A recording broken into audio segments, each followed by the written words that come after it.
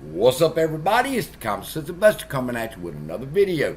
And in this video, I got to come to you with a humble spirit, people, and bow down and say that I said something in another video a couple videos back that it's not that I was wrong, it's I said it the wrong way, and I want to set the record straight today on exactly what I meant when I said that I believe there were billions of synthetic shares, because people were commenting and saying, can I prove that?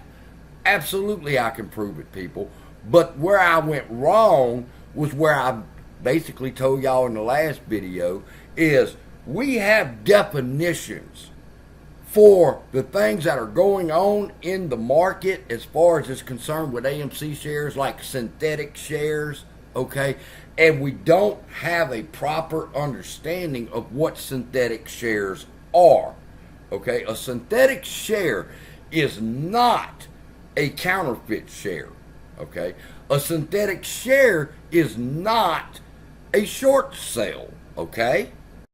And if we understand what the real definition of a synthetic share is, people, because they are legal, all right, then we would not be using the phrase synthetic shares as we're trying to describe what's going on with our stock, because it's not. All right, synthetic shares have absolutely nothing with what's going on here.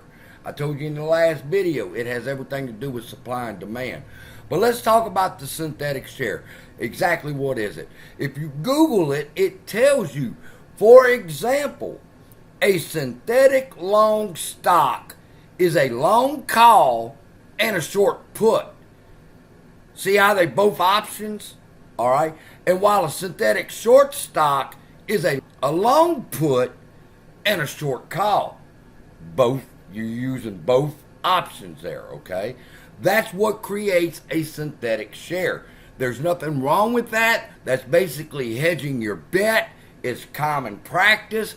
But somewhere in the beginning, somebody started using the word synthetic shares to represent counterfeit shares and naked short selling, and that's not the case. So I felt it was important for me to come back and clear up exactly what I meant when I said synthetic. I used the wrong word. Synthetic shares are okay.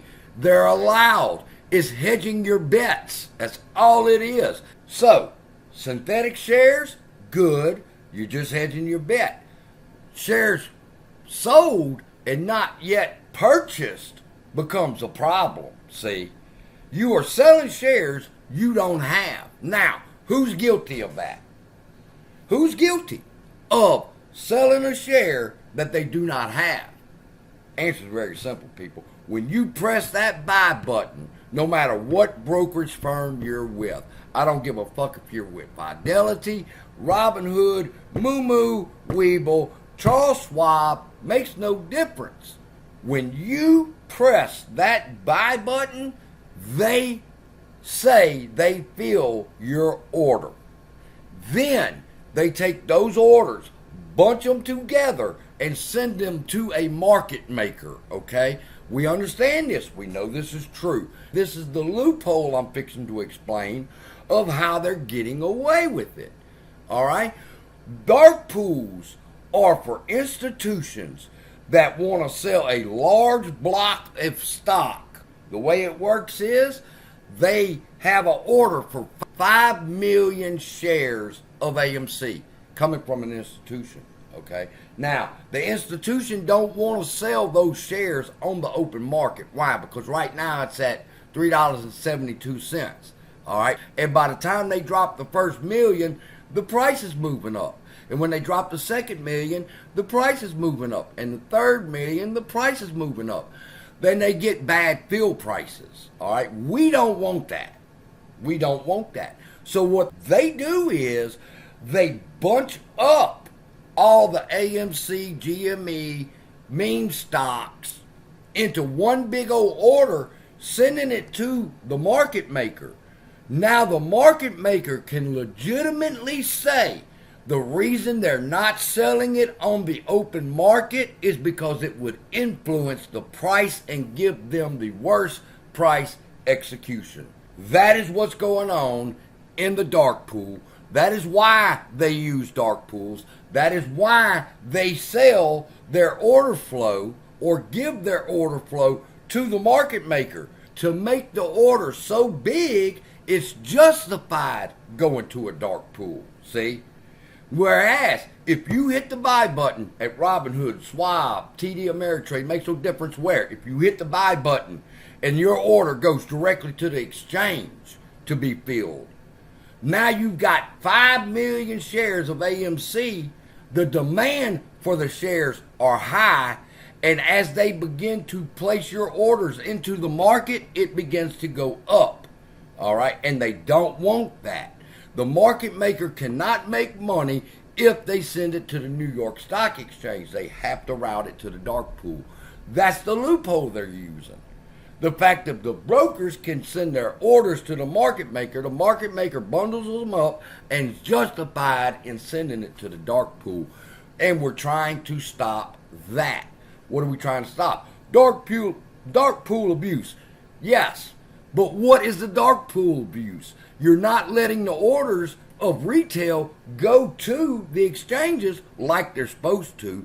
You're taking our orders, you're sending them to a market maker. The market maker routes it to the dark pool so as not to affect the stock's price. That's the purpose of a dark pool, and it's got to stop. It's not the fact that the dark pools have to stop. It's not the fact that them using the dark pools have to stop. They have to quit sending retail investors buy orders and sell orders from going to the dark pool and get them right back where they were supposed to be, the New York Stock Exchange. Now, when it comes to shares sold and not yet bought, there's absolutely no way we can confirm without the blue sheets, which they don't want Donahue to get, because it is the blue sheets that will tell you not only how many shares they've sold and not yet purchased. So if you're going to survive this play, you're going to have to start using the right terminology, and I'm going to do my best from this point on not to mess up and use the wrong word there, but just understand, synthetic shares, there's nothing wrong with a synthetic share, people. It's shares that they sell and they have not purchased. That's the problem. And bunching up our orders into a big old pile so that they'll have an excuse to send it to the dark pool. That's what we're fighting. So I just got an email. I got a whole bunch of paperwork from Donahue I'm fixing to review. I'm going to be reading that. Then I'm going to be writing my affidavit to the judge like he asked me to. And then I'll be sharing what my letter says. And we're going to talk some about what Donahue's lawsuit is all about. And I'll see you in those videos. Love y'all. Be blessed. And I'll see you then.